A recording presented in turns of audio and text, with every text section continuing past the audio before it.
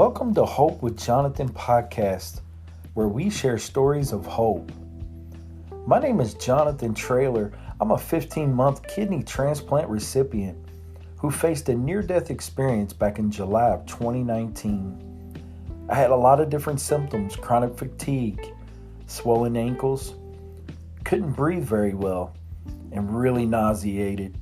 And I stayed in the bed for days of what I thought was fighting the flu. No, it wasn't. It was complete kidney failure, guys. Stage 5 ESRD.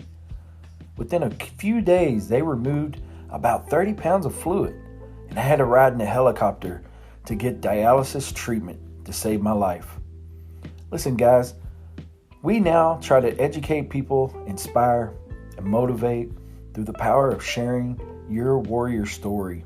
If you like stories like this, stay tuned.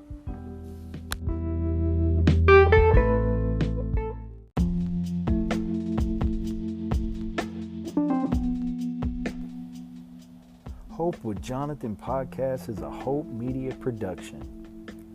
Never let hope become a memory. Hope with Jonathan podcast is a Hope Media production.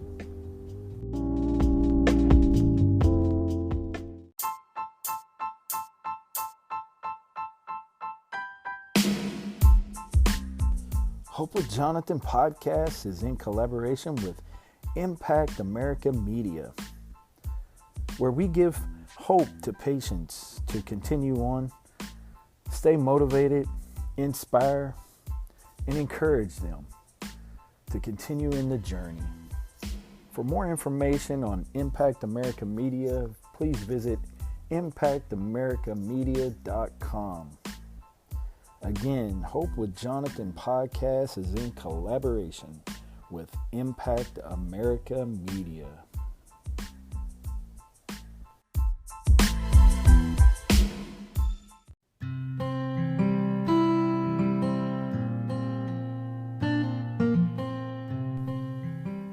Hey guys, this is Jonathan, the host of the Hope with Jonathan podcast.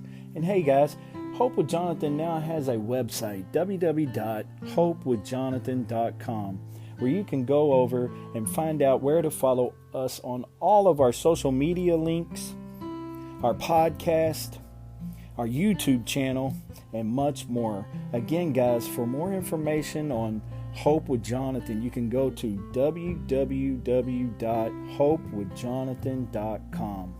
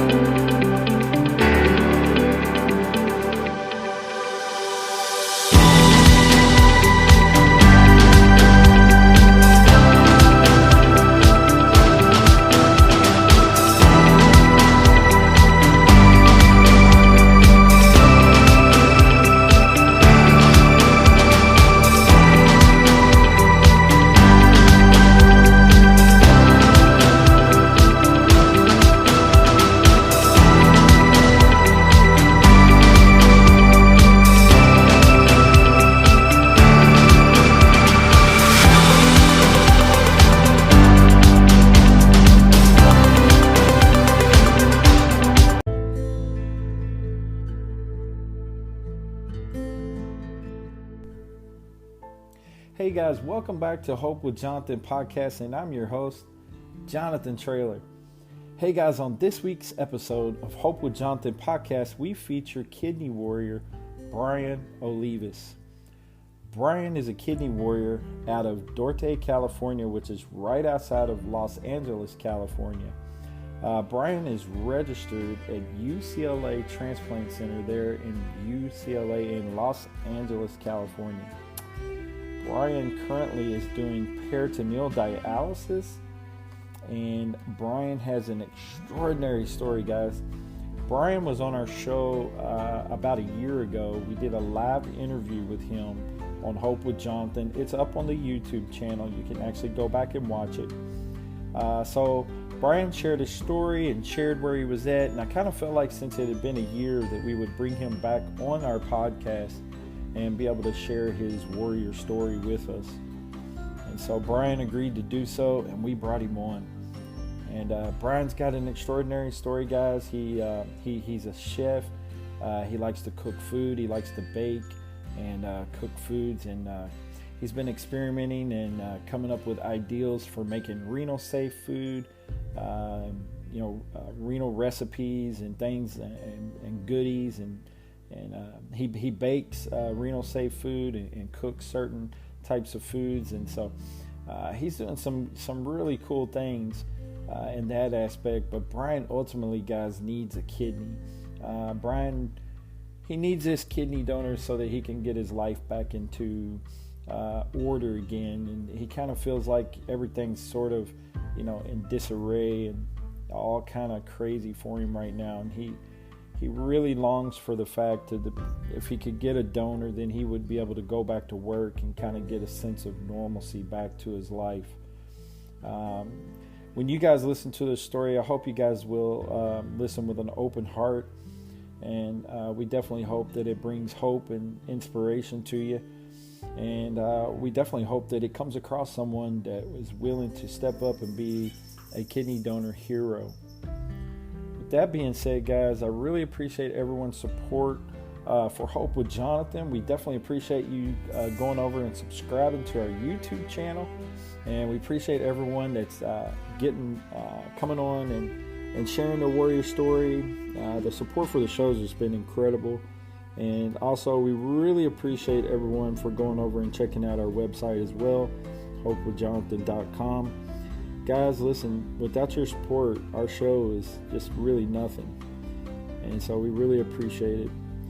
That being said, guys, I'm going to go ahead and let you roll into this interview with Mr. Brian Olivas from Dorte, California. Guys, for more information about Brian Olivas, you can check out his Facebook page over at Brian Olivas Needs a Kidney. And go over there and like that page. All of his information's over there. Like I said, he's registered at UCLA in Los Angeles, California. Thanks again, guys, for listening. God bless. Take care of your kidneys. This is Jonathan.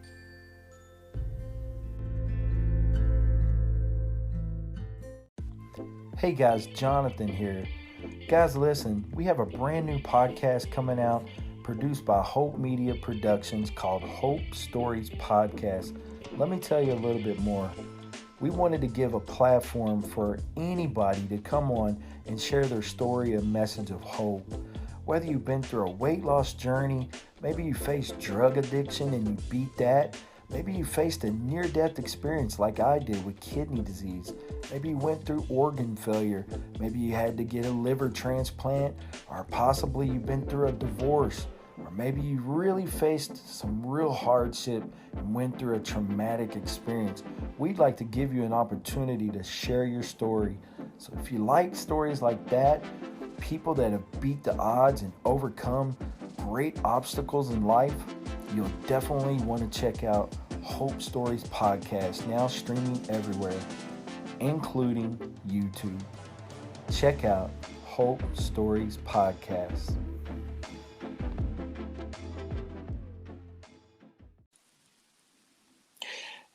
Hey guys, welcome to Hope with Jonathan Podcast. I'm your host, Jonathan Trailer. And hey guys, today we have Brian Olivas from California, guys. Welcome to the show, Brian. Hello, how's it going? How you doing, man? Pretty good. A lot better than last time. We've talked, it was the last year. We did an interview.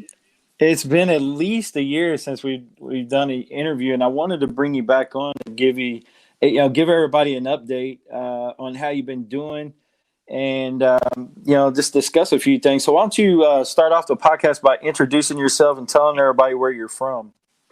My name is Brian Olivas. I am in LA County. I live in LA County in a city called Duarte.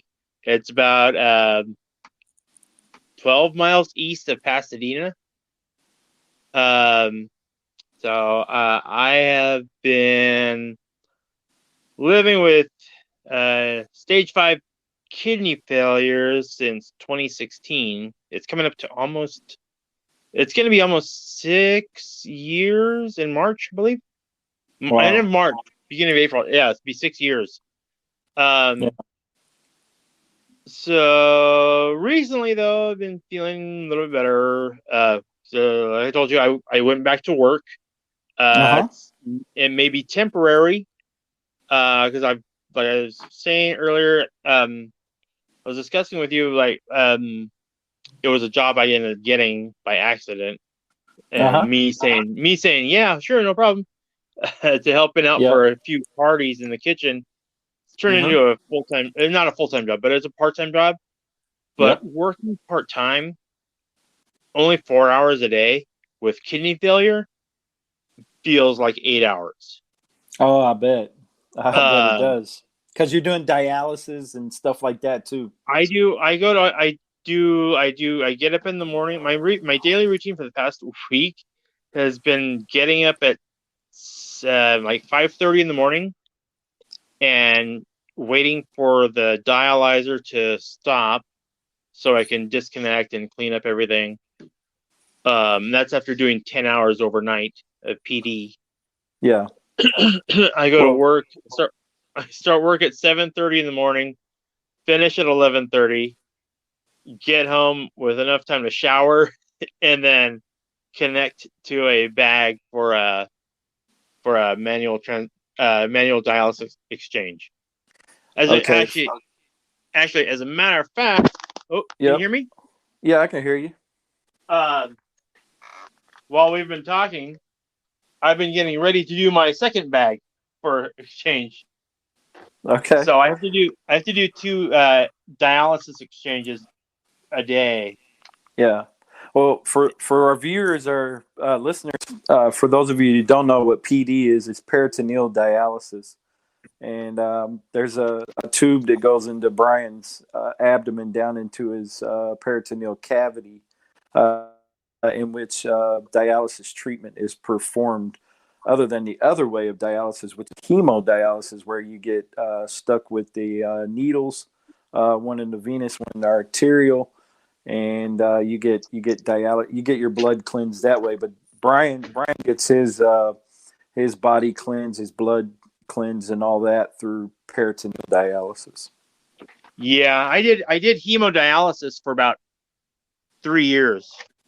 Yeah, Um, yeah, and then I think it was last year when we spoke. It was like right after like a few months after my surgery last year for my yeah, catheter. yeah. I think you just switched over. Mm-hmm. If I'm not mistaken, you actually did.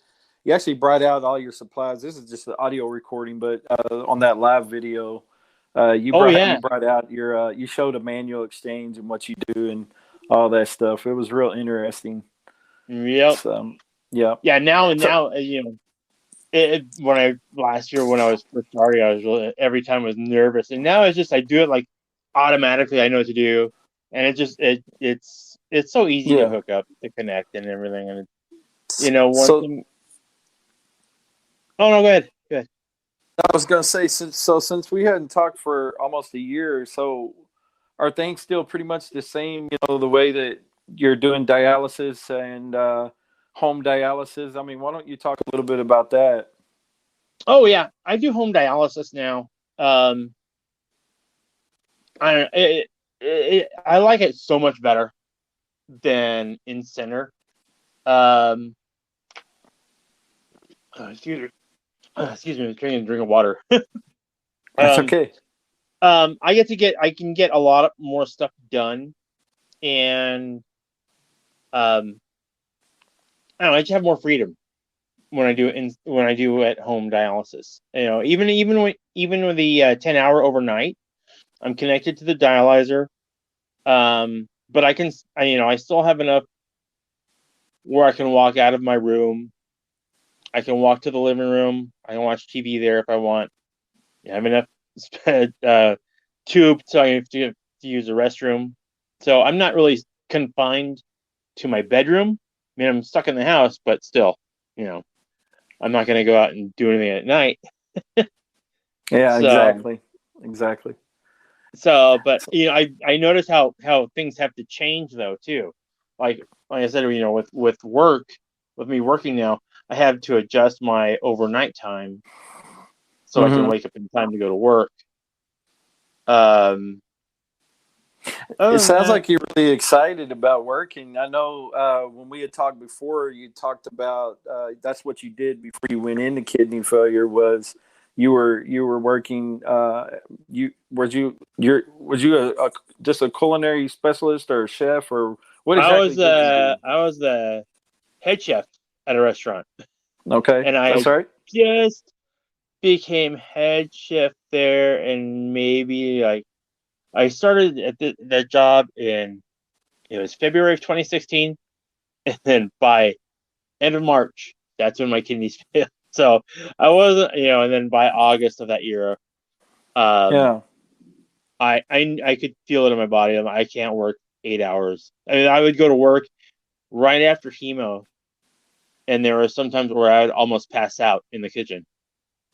Wow. And yeah, I could feel everything starting to black out, and so it was doing hemo. I am, and then trying to work in the kitchen, running around the kitchen, get stuff done, working over a hot grill.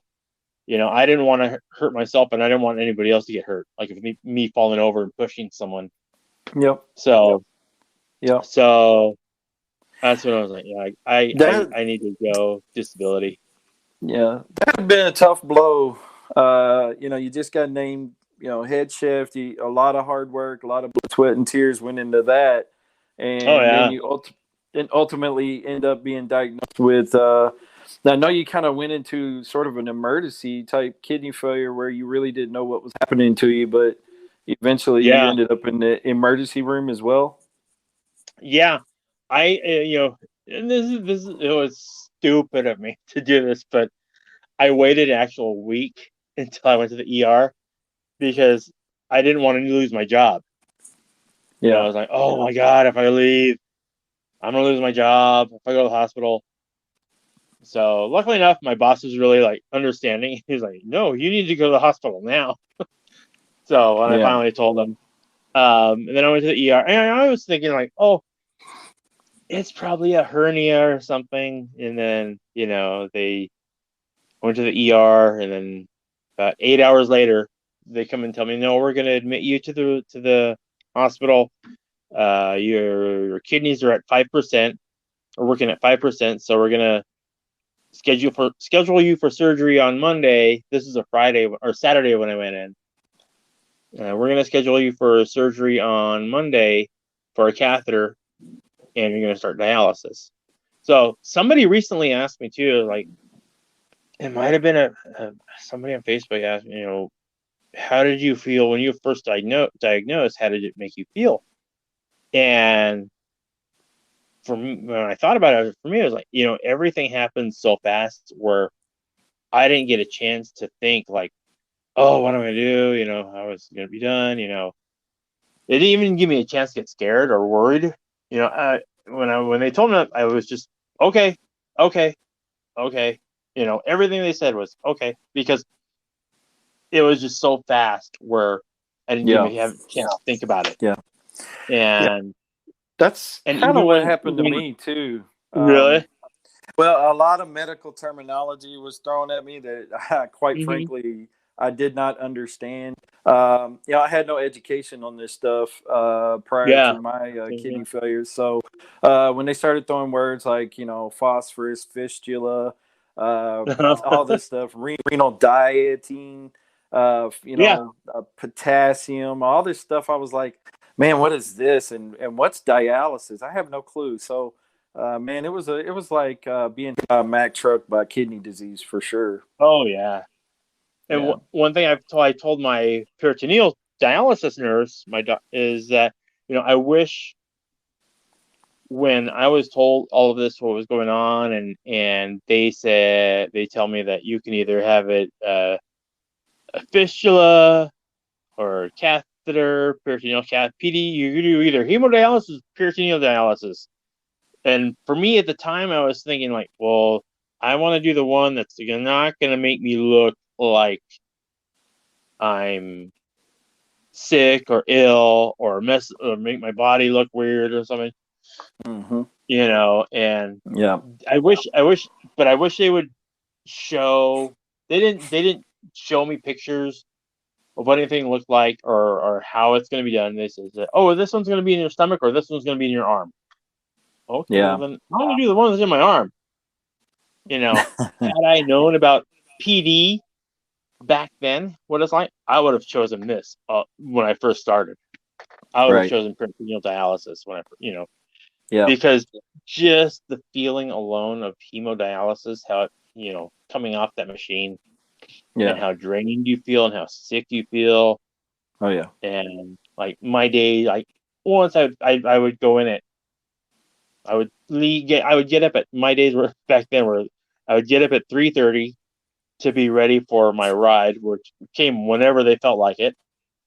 The transportation they set up for me, and I would get to the center by 4:30, 4:45 in the morning, and wait to get hooked on, and then get home, and then my day is gone because I'm just so Yep. tired and drained and Yep. sick.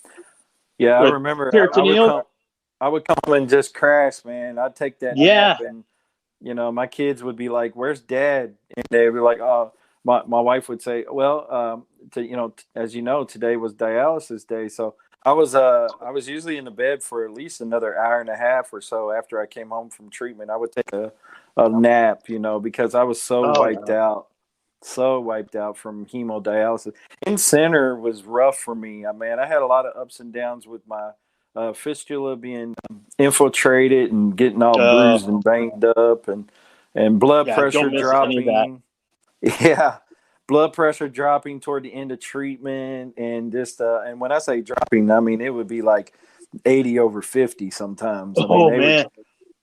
they would tell me stand up, not stand up, and I'd nearly fall back into the chair because it would just hit me all of a sudden, and they would they would do a sitting blood pressure and standing blood pressure, and usually that Yep. standing blood pressure would get me every time. And Yep. but they would literally have to make me drink fluids or either give me back fluids sometimes while I was on the machine. Yeah, So see, and I didn't like that because it's like when I would set a goal, like I'm gonna try to take this much off yeah, because and then it's like, oh no, we got to put some more back up. No, I don't want that. exactly. But what had happened was you'd hit your dry weight and you were pulling, they were pulling too much fluid off, and it takes time to kind of find that happy place with your dry weight and all that stuff. And hemo, I don't know, man. It always seemed like a game. It's almost like you had to make a game out of it, with your Yep. fluids and how much food you could eat and what type Oh of yeah. foods, and because you get that hidden fluid from like vegetables and salads and whatever else you were Hmm. eating. So you had to really Oh be yeah. careful. So Yeah. With PD, I don't get any of that feeling. That nausea. Anything. Like I say, when I wake up in the morning, I disconnect, and like an hour and a half later, after disconnecting, I'm off to work. yeah, You yeah, know. yeah. So I mean, Well, that's I awesome, think man. I mean, peritoneal sounds like it's been a great fit for you. yeah, I'm waiting to see how it does next year. Next year, I may do some traveling. I may be going to New York next year. Mm-hmm. And I know that when I went to New York before and I did dialysis out there, I was lucky enough there was a center like right by where I was staying. So I took a Uber there first, but I'm like, oh my God, it's that close. I walked back to the hotel from the dialysis center. That's how close it was. Oh, um, wow. yeah, I got lucky. Yeah. Yeah, you did. Yeah, you Um, did. so I know that, but I know that when I go next time, it's easier for me because I can take my dialyzer with me, and the dialyzer I have, I'll have to you see a picture, I think you have, where it's about the size of a printer, so it's really Yeah, small, yeah, yeah. and They're making them smaller and smaller. It seems like the more modern day, in the yeah, times and stuff with technology. It seems like that yeah, and they're then getting more smaller. Yep. And then the company, they send me my dialysate supplies. Mm-hmm. So all I have to do is take my dialyzer, and they ship all the bags there to the hotel. So Awesome. Awesome. That's a great thing about home dialysis is it's liberating. I mean, it gets you out of the center. You can do dialysis on your time. And then if you want to travel or go somewhere, that gives yeah. you that liberty. Whereas versus if you're doing in center, man, you're locked into that 3 day schedule and Yep. it's their schedule. It's not based on your schedule, and that's your chair time, and it's hard to get out of that schedule unless you ultimately get lucky and get to switch with someone in there, or you switch over to home dialysis. And I'm a Yep. huge advocate of home dialysis. I just think if you got to do dialysis, you might as well do it on your terms. Oh, exactly. Exactly. Like I said, if I had known about it when I first started, I would have been doing it then. So Yeah. Yeah. So, guys, listen, Brian is in Duarte, California. Was it right outside of LA? It's inside of LA County, you said? yeah, it's LA County. Yep. And you're registered at UCLA Hospital there, transplant I am. center. Yep. UCLA. Yep. Yep. And so, how long have you been listed there in UCLA? 5 years. I was, like I said, I was diagnosed in 2016, but after the testing, um, to be put on a list, I wasn't put on a list until 2017. Okay. So, Okay. so it's been, I've been coming up to 6 years being diagnosed, but 5 years on the list. What's your blood type, Brian? If you don't mind My, disclosing with us. oh no, I don't mind. It's O positive. Okay. So I am looking for somebody with either O negative or O positive blood. Yep. And that's the thing about O. The unique thing about O is O can only accept an O kidney, but they can give Yep. to any other blood type. So they're like the miracle blood type for all the other blood types, but unfortunately O can only accept an O. Yeah. So it's kind of funny and unique the way that one works, but that's the reason why O is the most common. O is the most common blood type, but the thing is they go so quickly because the other blood types can accept O, and so as soon Yeah. as one comes available, man, they're gone. And that's the reason why Brian's probably still waiting. Any updates at all as far as maybe like what they talk about a deceased donor, cadaver donor kidney? No, nothing lately. I haven't heard anything from UCLA about it yet. I do know that, I mean, with California, the wait time, Mm-hmm. it's they say it's 5 to 10 years. Um, Yep. but I know that there have been some patients that have been waiting a lot longer than that lived here in California. Yep. So like you said, with it's they come and they go. And if you get one, you're lucky to get one. Yeah. No, So I got some friends out there, and they said the same thing. You got Chris Acosta out there, and I got a oh friend, yeah, Philip. I got a Philip Harris Jones Jr. He lives in L.A., and he was telling me the same thing that the wait time is pretty long for a kidney out there. San Antonio area here in Texas, I was told about a 5 to 6 year wait for an old kidney. oh wow, So yeah, so I got really blessed when I got direct donor yeah. too. So Oh, yeah, so a family decided that when their family member passed, that they would direct donate to me, and it was amazing, man. Or I'd probably be waiting, just like you. yeah, But just a fortunate situation that someone stepped up and decided to sign the back of their driver's license, and an unfortunate situation happened when the person passed, but it turned into a beautiful situation because other people got to continue living by yeah, the power of donating life. And but if anyone listening is interested at all more about Brian, they can actually find Brian on Facebook at Mm-hmm. it's Brian. Is it Brian Olivas needs a kidney? Brian Olivas. Yeah. It'd probably be And better to find you that way. okay. so they can reach out to Brian Olivas on Facebook and talk with him more for more information. Like I said, we've already talked about where he's listed at.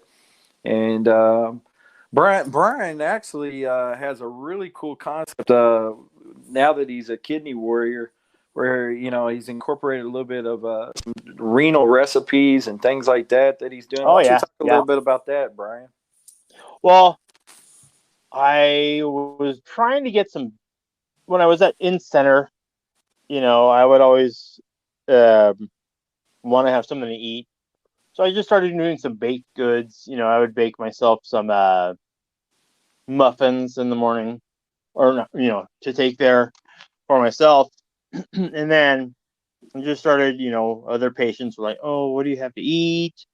Oh, I made this. I mean, once I starting to get to know some of the patients I would sit next to, I would bring them food, and they liked it. So I was like, oh, you know what? There's nothing like this around, for dialysis patients, and it's really hard for patients to find food to eat. Going to the store, especially and going to a restaurant, and then like I said, we were talking about how tired we are when we get home from hemo. Nobody feels like cooking. So Yeah, that's the last thing I think anybody would want to do. They just want to go home and rest. exactly. So I just started doing baking, and I started selling some in center. I got permission from the owners of the dialysis center. Yeah, you can sell. That's fine. It's something patients need and something you do. So yeah, that's fine. So started doing that. Started making menus and everything, and then that's around the time when my fistula gave out. It broke, so I had surgery. So it was just a waiting period of just getting surgery. So I put everything on hold. And then right when I'm ready to start doing it again, that's when COVID hit last year. So, never was really strict. Like you can't go in the center if you're not there. So I got put on hold again. Yeah, So COVID this kind of year, dropped a bomb on everybody. oh yeah. It just did. It Well, just actually, it halted everything. oh yeah, it put Yeah. everything hold. It helped me though because I just realized lately I'm like, I was not even close to being ready or start selling, because if I did, that would have been disaster. But anyway, about a few months ago, a friend of mine contacted me, and she said, I know you make food for yourself. Would you mind, since you're a dialysis patient, would you mind making some food for another friend that just his kidney failed, so he needs to be eating right, and he's not eating right, and he's really unhappy. So would you mind, cooking some food, and I'll pay you for it? So I'm like, sure, no Okay. problem. I'll help somebody out. So Yep. started cooking all this food, making different types of food. I've made different everything I make. I try to keep it low in sodium, low in sugar. I've made sandwiches. I made breakfast for this person. Breakfast, lunch, dinner. I've made them all for him, Yep. and it was going really well. And then I probably won't be start. I've had some people interested, like helping me out now, which is good. I've been trying to find a kitchen to work out of, where I can sell my stuff. So I'm trying to figure out if I'm going to start selling my stuff weekly at a farmer's market, or if I'm just going to try to do pop-up events at different dialysis centers. I've even had somebody mention to me. That sounds really cool. Like, I mean, these are all renal safe. Yeah, it's all food. real food. So there's a lot of patients out there that need food, and more patients every day. So it's, and I've even had somebody say, well, why don't you do a renal food truck? So Oh man, So that sounds awesome. Really, I mean, so imagine being able to pull up at a dialysis center and with a yeah, renal safe truck, and there you go. I mean, you got food there for the patients that, and and for them it would feel like they were going to like a regular food truck, but it would all be renal safe for them. yeah, yeah. So it's just yeah, and I've had there's that there's I have a friend of mine. She and I just recently talked about trying to get an actual location, like a place where I could actually have people come in to eat and something. So I don't know. Yeah, We'll see about that. yeah, sounds incredible, man. I'm kind of iffy on that one. I like the food truck idea though. It sounds awesome, really. And if you don't mind me asking, what did they ultimately diagnose you with that caused your renal failure? What did they diagnose me with? Well, I mean, was it your type 2 diabetes, hypertension? Did you have Oh, it was FSGS? it was hypertension, Yeah, diabetes, um, mainly those two. yeah. It didn't help at the time. What didn't help was I used to smoke, which Hmm. helped. I tell all my friends now that smoke, like that smoke. I'm like, you shouldn't be doing that. I know Yeah, why. I yeah, know it helps you feel less stressful, but it's going to cause you a lot more stress later on. absolutely. Um, yeah. So it was mainly those two things. Yeah. Um, Well, those are the top leading causes of chronic kidney yeah. disease. Diabetes being number one, hypertension number two. And if Yep. they're left untreated or if you're not managing them very well, they definitely can do damage to your kidneys and eventually cause you to go into renal failure. Most definitely. Oh yeah. I mean, I was shocked when they said like, "Oh, your kidneys are working at 5%." I'm like, "What? Yeah. Are you Yeah. serious?" So, Yeah. Yep. It happened to me too, Brian. I mean, they literally, I got carted to the ER. I was having trouble breathing. My ankles were severely oh, swollen. I was very sick and nauseated. I was in the bed. I thought I was fighting the flu. And then they come rushing in after they did the blood work and said, "How long have your kidneys been filled?" And I said, "I just found out. You just told me." So oh man. it was literally happened just like that. And I was in shock too. So I definitely can understand. Oh yeah. So, Brian, after experiencing, I mean, you've been on the wait list for 5 years, and I'm sure you've had a lot of ups and downs. Where's your support coming from right now that keeps you wanna keep you going? Um. Well, my family, they keep me busy. Um. I spend a lot of time with my dogs.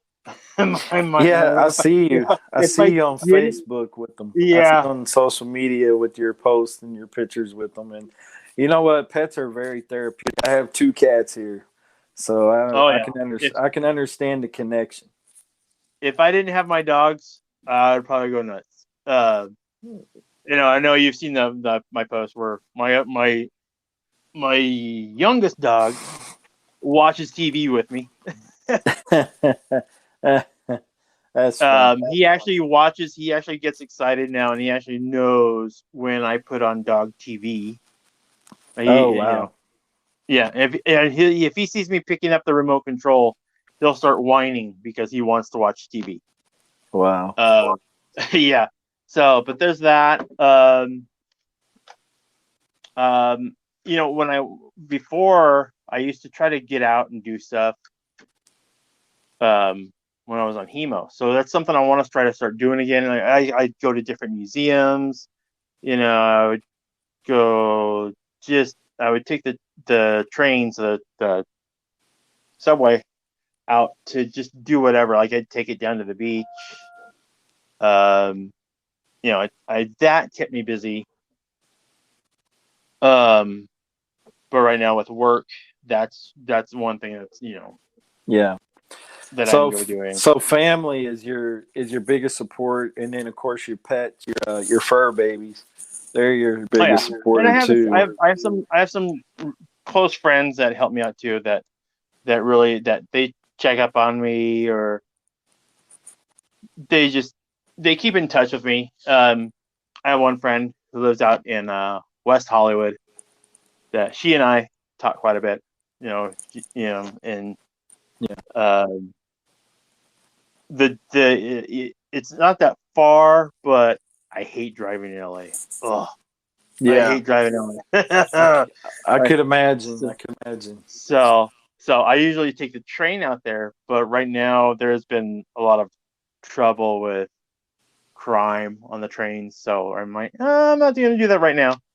So, Yeah. but yeah, that keeps you busy, and it's always good to find support on Facebook too. Social media helps out, Yeah. um, Yeah. and for a while I would write. I used to write down how I would feel, Yeah. to help me realize what I'm going through. Hmm. And I know you've seen some of my posts where I've gotten depressed over this. Sure. I mean, there were times when, like, when I was first like I said, when I was first diagnosed, I didn't have time to think about it, and then I was like, oh, no problem, it's gonna be fine, it's gonna be fine. And it wasn't until maybe like 4 months later where it hit me. It's like, oh my god, really sucks, and I realized how much my life had to change. Yeah. And then it was slowly like you notice the friends who were really friends and the ones who weren't. Like, you see one slipping away, like, Yeah. oh, they're not around anymore. And And then you that see and the other that and friends. that part really hurts. Like that's when Mm-hmm. you really realize, man, you're separating your Yeah. true friends from your ones that were not so loyal to you. And Oh yeah. Yeah. that can be devastating. It really can. Yeah. That when that happened, when I saw that happening, that's when I got really depressed for a while, and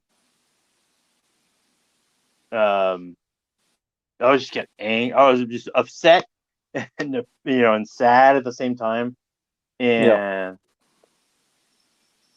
I was like, oh, that sucks. My life.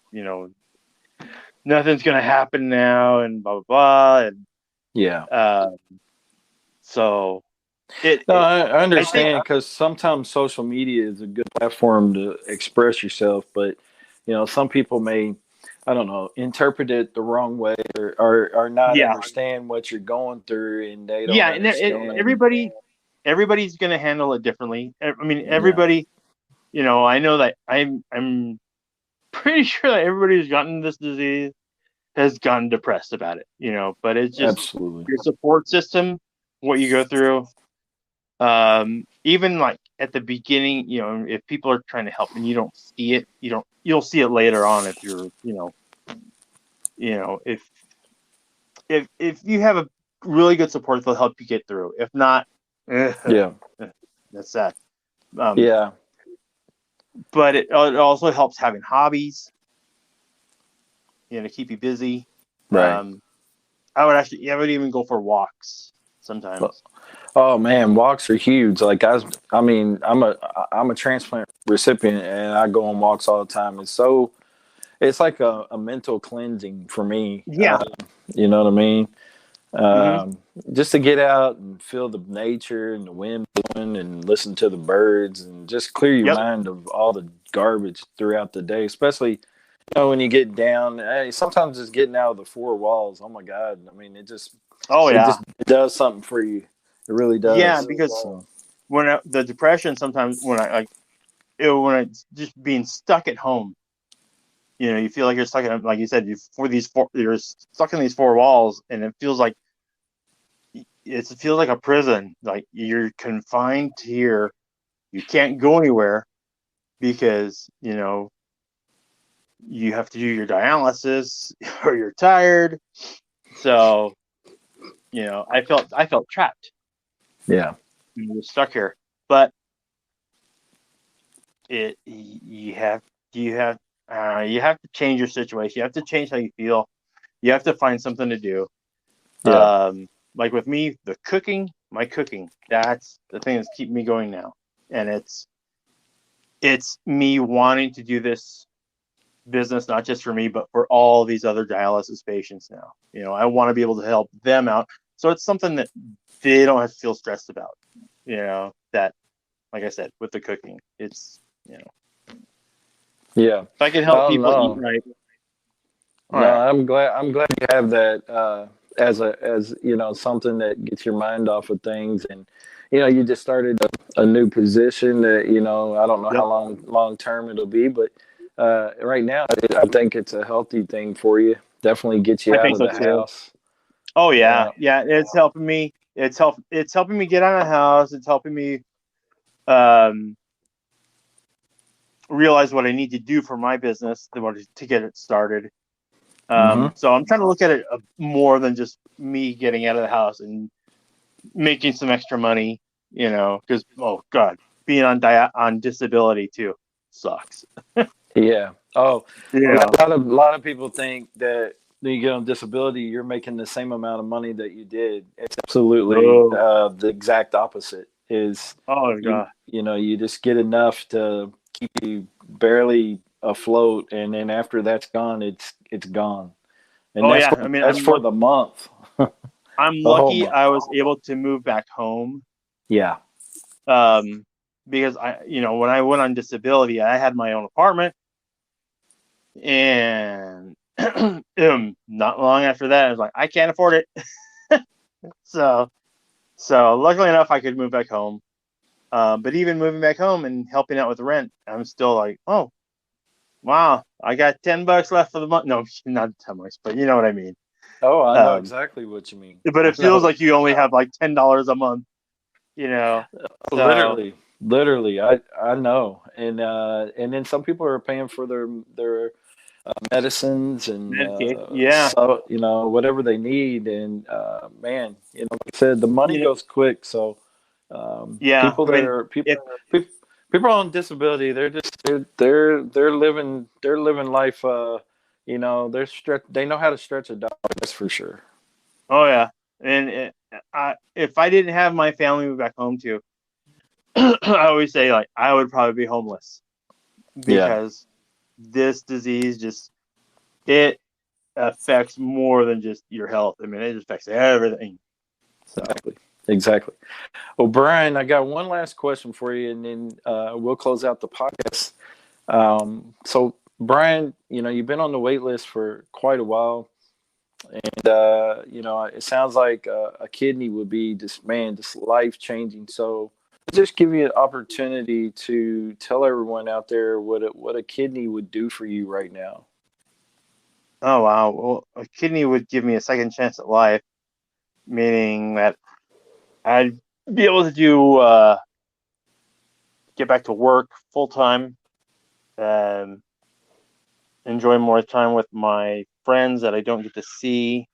Um, just have more experiences and not miss out on any chances that would come my way. Like, not well. How was I say, not regretting anything. You know, um, missed opportunities. Um, but and then also, like I said, just helping out the dialysis community with. I'd be able to focus 100% with this work with being able to cook for patients because, like I said, I've seen, I suffer from it, and I Yeah, would really want to help out to the community. yeah. It sounds like just like what happened to me. It sounds like the kidney disease definitely has changed you, and Yeah, yeah, it changes how you view things, yeah, um, and what's important, and you know, it's more important to find something to be happy about. yeah. I think You I, know. I think there's a sense of a new sense of gratefulness for the smaller things in life. You know what I mean? Oh yeah, Um, yeah, definitely. look at things in a little bit different of perspective as before kidney failure than you do now. Oh yeah. Yeah. And once you get the kidney like me, and if you get blessed with a kidney transplant, then you really start to look at things in a whole new dynamic. And you say, you know what, I don't want to go back there ever again, but I kind of feel like I owe a due diligence to do something and help people out. And it sounds like you've already got a plan to do that. If you get a kidney, it sounds like you want to help renal patients continue to eat safe. Oh yeah. I mean, it's one less thing they have to worry about if I can help them out, because we're already worried about, like, with the medication we have to do, the scheduling we have to do, just every little detail of a patient's life. And then on top of that, it's like, I'm hungry, I'm too tired to drive anywhere, I'm too tired to cook anything. Yeah. If I could have something where it's ready to eat for them, where, like I said, the meals I've made, all my friend had to do was just pop it in the oven or the microwave, and that's it. Yeah. It's already ready. Yeah. Well, Brian, again, man, I really appreciate you sharing with us on Hope with Jonathan podcast. Man, incredible interview, great information shared, and it's been a privilege to interview you. And for more information, guys, you can definitely reach out to Brian Olivas on Facebook. You can reach out to me. Definitely reach out to me if anyone out there is interested in possibly wanting to become a potential donor for Brian. Like I said, he's O blood type. He's also he's listed at UCLA out there in Los Angeles, California, and I'm pretty sure UCLA participates in the Parent Exchange program. Yes, they do. So definitely, if you're not a compatible blood type, you can still donate on behalf of Brian. And then Brian would end up ultimately receiving a kidney by way of your donation. Even though it wouldn't be your kidney, it would be someone else's, but you would help out Brian by being a donor to by way of him. So that would be an awesome thing for anyone out there that is a complete match for Brian. But Brian, again, man, I really appreciate you being with me and talking with me tonight. And like I said, you sound like an incredible person. I definitely want to see you get involved with the your cooking and all that for renal patients. That sounds amazing. So man, you hang in there, stay safe, and try to stay as positive. And again, I appreciate it. Hope you have a blessed evening. Yeah, no problem. Thank you. No problem. You have a good one. Take care. You too. Thanks. No problem.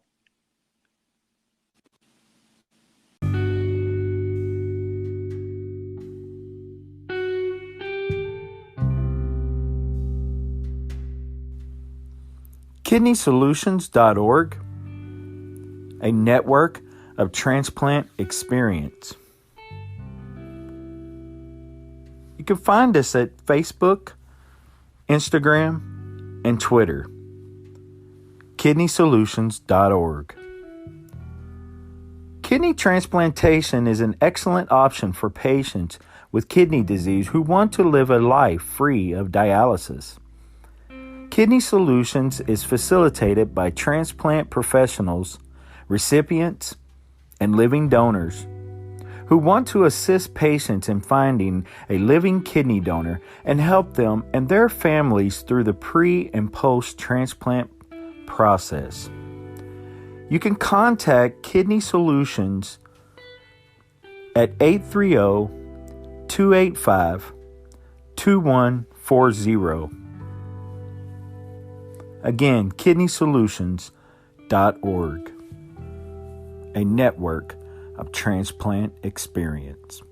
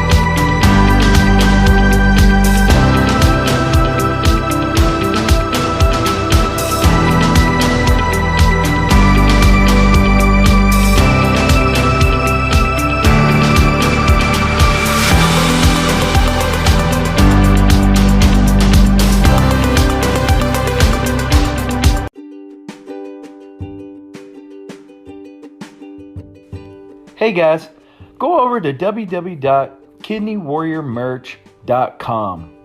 Submit your story today and get a shot at being the Warrior of the Month.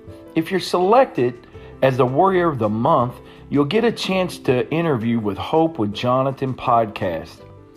Whether you're a kidney warrior, kidney dialysis patient, or even a kidney transplant patient, or maybe you've just been diagnosed with kidney disease, go over to www.kidneywarriormerch.com and submit your story today. Kidney Warrior Merch is a supporter of Hope with Jonathan podcast. Again, guys, that's www.kidneywarriormerch.com.